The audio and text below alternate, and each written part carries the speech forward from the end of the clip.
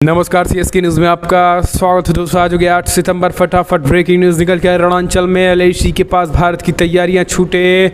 चीन के पसीने, सड़कों पर ब्रिजों और एम्यूनिशन डिपो के निर्माण में आई तेजी। दूसरी बड़ी अपडेट निकल के आ रही है दोस्तों। सुरक्षा बलों ने संक्षिप्त मुठभेड़ में अनंतनाग में 2 आतंकियों को किया ढेर। शोपिया में भी 2 आतंकी हुए गिरफ्तार। तीसरी बड़ी अपडेट, भीषण बाढ़ से प्रभावित पाकिस्तान में संक्रामक बीमारी फैलने का खतरा। WHO ने बिगड़ते हालात पर दी चेतावनी। वहीं अगली अपडेट, महिला ने सऊदी प्रिंस पर ऐसा क्या लिख दिया जिस पर मिल गई 45 साल की सजा। सऊदी में क्या चल रहा है इस समय। वहीं अमेरिका के 2 दुश्मनों के बीच होने वाला है खतरनाक समझौता। इजराइल के लिए खड़ी हो सकती है परेशानी। तो एक एक करके बताएंगे। जहां यूक्रेन पर हमला करके कोई नुकसान नहीं, केवल फ़ायदा हुआ, व्लादिमीर पुतिन का ऐलान। वहीं पाकिस्तान में हालात बद से बदतर, WHO ने जताई चिंता का। पर भीषण बाढ़ से पाकिस्तान में संक्रामक बीमारियां फैलने का खतरा और पड़ोसी देश में भी जाएंगी। अगर यही हालात रहा तो भारत के भी ये हालात खराब कर देंगे। वहीं PM बनते ही लीजे ट्रंस ने भारतीय मूल की महिला को बना डाला गृह मंत्री, वो भी बताएंगे। लेकिन उससे पहले छोटा सा निवेदन, अगर आपने चैनल को सब्सक्राइब नहीं किया तो पल पल के अपडेट के लिए चैनल को सब्सक्राइब करें। उस देश की इंडियन आर्मी के लिए जय हिंद लिखना मत भूलिएगा दोस्तों। दरअसल पहली बड़ी अपडेट निकल के आ रही है, बिग ब्रेकिंग। जम्मू कश्मीर में आपको बता दें, सुरक्षा बलों और में संक्षिप्त मुठभेड़ में अनंतनाग में 2 आतंकियों को किया गया ढेर। शोपिया में भी 2 आतंकी हुए गिरफ्तार। दरअसल सुरक्षा बलों ने अपने आतंक रोधी अभियान को जारी रखते हुए गुरुवार को दक्षिणी कश्मीर में जाविवारा अनंतनाग के अंसार गजबैल हिंद के 2 आतंकियों को मार गिराया गया। इतना ही नहीं, 24 घंटे के दौरान दक्षिणी कश्मीर में सुरक्षा बलों के साथ विभिन्न मुठभेड़ में मारे गए आतंकियों की संख्या 4 हो गई। इस बीच बुधवार को शोपिया में जो है सुरक्षा बलों ने लश्कर तैयबा के hit squad the resistant front के 2 आतंकियों को भी हथियारों से गिरफ्तार करने का दावा किया है। लगातार सेना का एक्शन जम्मू कश्मीर में जारी है और इन आतंकियों की कमर तोड़ दिए हैं। आपको बता दें, मिली जानकारी के अनुसार सुरक्षा बलों ने एक विशेष सूचना के आधार पर जिला अनंतनाग के धाजीवारा में एक अभियान शुरू किया। जवानों ने घेराबंदी करते हुए धाजीवारा में आने वाले कुछ रास्तों पर विशेष नाके भी लगाए। जैसे ही एक नाके पर तैनात जवानों ने मोटरसाइकिल पर 2 संदिग्ध तत्वों को देखा, उन्हें रुकने के संकेत दिए। मोटरसाइकिल पर सवार दोनों युवक आतंकी थे। उन्हें नाका देख मोटरसाइकिल वापस मोड़ भागने का प्रयास किया। नाके पर तैनात जवानों ने उन्हें भागते देख उन्हें ललकारा और उनका पीछा किया। इस पर आतंकियों ने मोटरसाइकिल छोड़ी और निकटवर्ती खेतों की तरफ भागने लगे।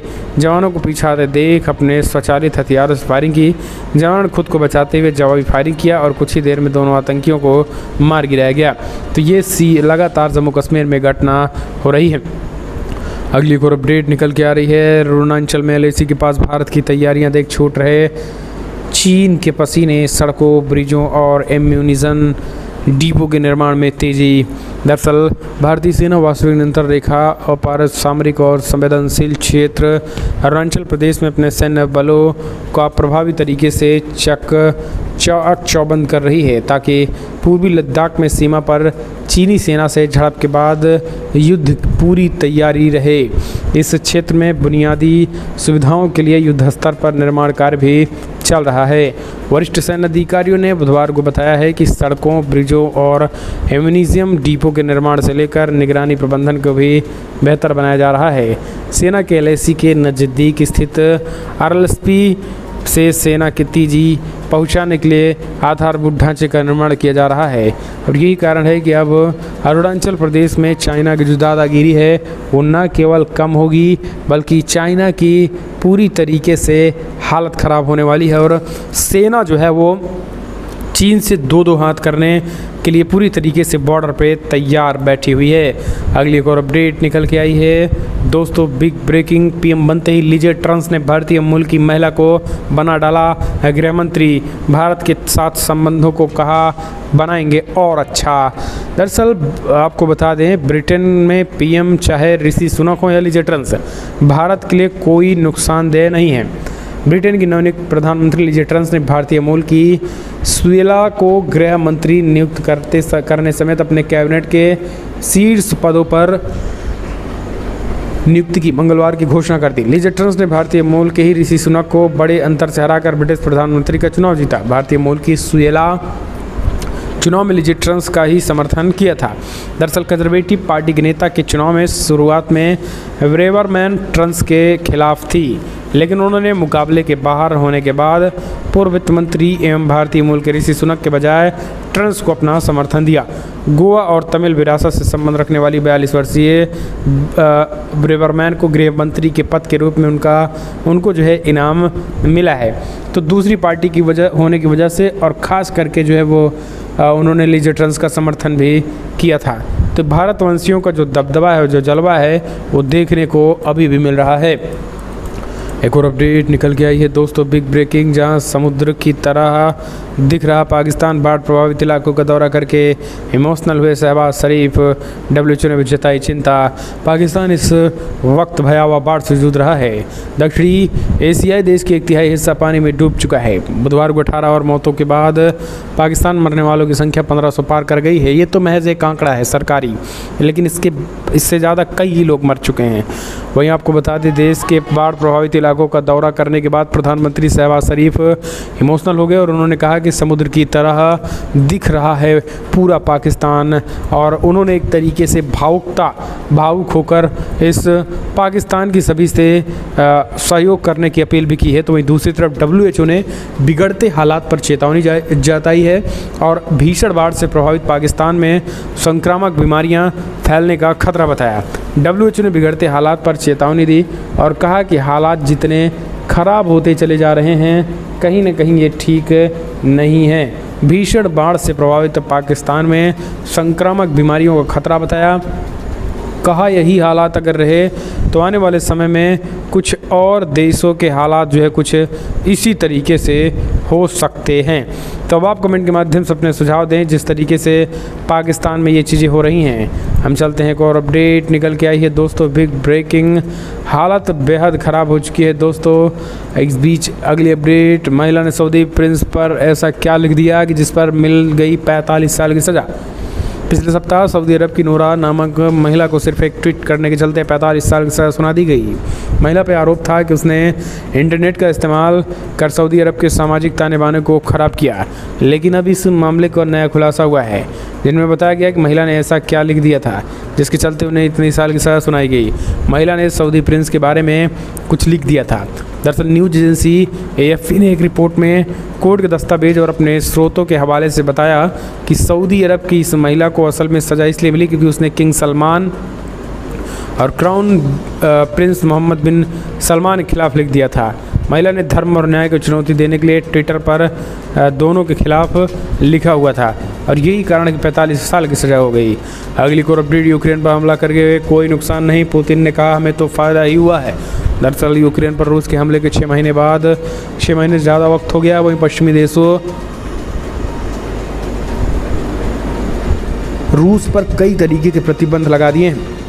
बावजूद इसके रूसी राष्ट्रपति व्लादिमीर पुतिन का कहना है कि इस युद्ध से उन्हें कोई नुकसान नहीं हुआ बल्कि फ़ायदा हुआ है। उन्होंने कहा है कि इससे रूस का दुनिया भर में दबदबा बढ़ेगा।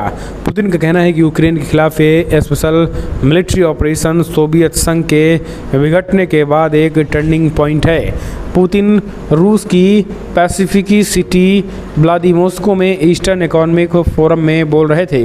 अपने भाषण में उन्होंने यूक्रेन को ज़्यादा जिक्र नहीं किया।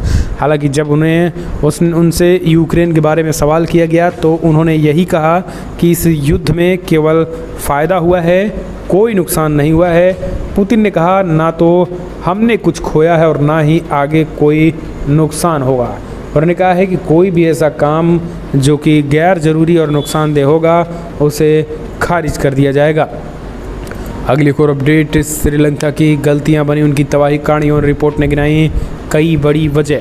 श्रीलंका के आर्थिक संकट को लेकर यूएन ने एक रिपोर्ट जारी की। इनमें कहा गया कि श्रीलंका संकट अतीत व वर्तमान में किए गए मानवाधिकारों के हनन, आर्थिक अपराध और भ्रष्टाचार के दोषियों को छूट का नतीजा है।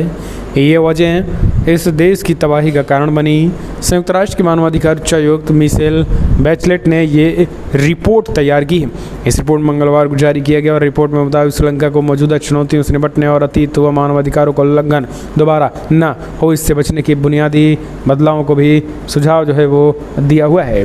तो भ्रष्टाचार दोस्तों साफ इनमें साफ यूएन ने बताया कि भाई भ्रष्टाचार जो है इसने पूरे श्रीलंका को खा गए हैं और यही कारण है कि प्रधानमंत्री नरेंद्र मोदी अभी से ही एक्टिव हो चुके हैं। अगली एक और अपडेट, अमेरिका के दो दुश्मनों के बीच होने वाला है खतरनाक समझौता, इजराइल के लिए अब खड़ी हो सकती है परेशानी। दोस्तों दरअसल आपको बता दें, अमेरिका के दो दुश्मनों के बीच खतरनाक समझौता होने जा रहा है। अगर ये डील पक्की हुई तो ये दोनों चीन के साथ मिलकर अंतर्राष्ट्रीय शांति को ध्वस्त कर सकते हैं। एशिया टाइम्स की रिपोर्ट के मुताबिक ईरान ने अपनी पुरानी वायुसेना के आधुनिकीकरण के लिए रूस से Su-35 लड़ाकू जेट खरीदने की योजना की पुष्टि कर दी है। रूस और ईरान के बीच फाइटर जेट को लेकर यह समझौता 1980 की इस्लाम क्रांति के बाद से अलग अलग तेहरान की सबसे महत्वपूर्ण रक्षा खरीद में से एक की होगी। हम चलते हैं और अपडेट निकल के आई है दोस्तों, बड़ी खबर, यूपी में गैर मान्यता प्राप्त मदरसों का सर्वे 15 अक्टूबर तक पूरा करने का आदेश, 10 सितंबर तक गठित होगी टीम। यूपी के अल्पसंख्यक कल्याण, मुस्लिम वक्फ एवं हज विभाग के कैबिनेट मंत्री धर्मपाल सिंह ने राज्य के गैर मान्यता प्राप्त मदरसों का सर्वे कराने के लिए 10 सितंबर तक सर्वे टीम गठित करने के निर्देश दिए। अधिकारियों को 15 अक्टूबर तक सर्वे का काम पूरा करने को कहा गया है। धर्मपाल सिंह ने बैठक में कहा है कि गैर मान्यता प्राप्त मदरसों के सर्वे के लिए गठित टीम में संबंधित तहसील के उप जिला अधिकारी, जिला बेसिक शिक्षा अधिकारी व जिला अल्पसंख्यक कल्याण अधिकारी शामिल होंगे। ये टीम अपर जिलाधिकारी प्रशासन के निर्देशन में सर्वे कर जिलाधिकारी को रिपोर्ट प्रस्तुत करेगी। अल्पसंख्यक कल्याण विभाग की उच्च स्तरीय बैठक में आदेश दिया गया कि जिलाधिकारी सर्वे की रिपोर्ट 25 अक्टूबर 2022 तक सरकार को जो है वो सौंपी जाएगी। यानी एक टीम का जो है वो गठन 10 सितंबर तक सर्वे टीम का गठन करने के निर्देश अधिकारियों को दे दिए गए। यानी 10 सितंबर के बाद सर्वे मदरसों का होगा। एक और अपडेट, असम के अलकायदा टेरर मॉड्यूल का हुआ खुलासा, ध्वस्त किए गए मदरसे अलकायदा के कार्यालय, असम सीएम का बड़ा बयान। असम के गोलापारा जिले में मदरसों के विध्वंस के एक दिन बाद मुख्यमंत्री हेमंत बिस्वा शर्मा ने बुधवार को कहा है कि सभी ध्वस्त मदरसे नहीं बल्कि अलकायदा का कार्यालय था। और यहाँ मीडिया कर्मियों से बातचीत करते हुए शर्मा ने कहा है कि सभी ध्वस्त मदरसे नहीं बल्कि अलकायदा के कार्यालय थे। हमने 2-3 को ध्वस्त कर दिया और अब जनता दूसरों को ध्वस्त करने के लिए आ रही है।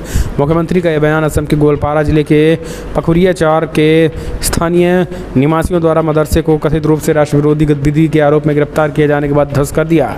अगली एक और अपडेट निकल के आ रही है दोस्तों, बड़ी खबर आपको बता दें, जहां शेख हसीना दौरे के बीच हेमंत शर्मा ने कहा बांग्लादेश को मिला अखंड भारत बनाओ, पाकिस्तान को भी। राहुल गांधी ने भी हाल ही में भारत जोड़ो यात्रा शुरुआत कर रहे हैं। तो हेमंत शर्मा ने कहा भारत जोड़ो जो अभियान है जरा भैया वो पाकिस्तान से चलाइए, क्योंकि भारत अखंड है, भारत एकजुट है, भारत में किसी तरीके की कोई दिक्कतें नहीं हैं। तो भारत में कोई दिक्कत नहीं है ना, भारत का कुछ जो है वो खराबी है। अगर आपको कुछ करना है, अगर आपको कुछ भी करना है तो पाकिस्तान से करिए, क्योंकि पाकिस्तान में ही जो है वो खराबी है और पाकिस्तान से ही सारा खेला जो है वो हुआ है। और पाकिस्तान और बांग्लादेश को जब एकजुट कर लेंगे तो फिर वही हो जाएगा हमारा अखंड भारत, और अखंड भारत जब हो जाएगा तब अच्छी बात रहेगी। अगली एक और अपडेट, रूसी व्लादिमीर पुतिन की G7 की को चेतावनी, प्राइस कैपिंग किए तो बंद कर दूंगा तेल और गैस की सप्लाई। दरअसल यूक्रेन खिलाफ जंग छेड़ने वाले रूस के राष्ट्रपति व्लादिमीर पुतिन ने अब उन देशों को चेतावनी दे दी है जो उनकी तेल की मूल्य सीमा प्राइस कैपिंग करने की तैयारी कर रहे हैं। पुतिन ने कहा है कि जो देश इस योजना में शामिल होंगे उनको रूस की ओर से तेल और गैस की सप्लाई बंद कर दी जाएगी। उन्होंने कहा है कि ऐसा करना बिल्कुल मूर्खतापूर्ण फैसला होगा।